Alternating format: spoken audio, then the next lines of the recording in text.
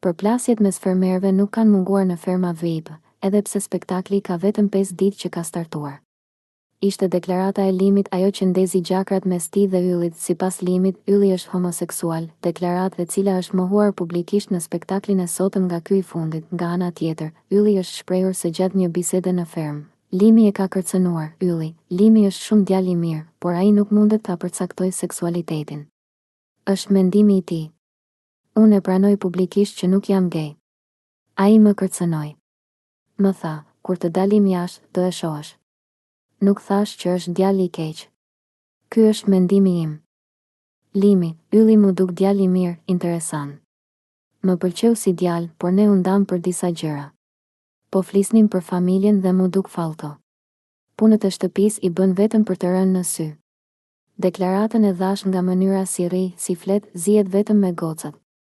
Nuk bëjnë burrat ashtu, Shaku, nuk ka çfarë i duhet Limit. Pse të ndikon seksualiteti i një personi? Çfarë të duhet ty nëse është gay, Limi? Është e rëndësishme, dua të di kë kam afër, Shaku. Ke frikë se të kap me zor natën?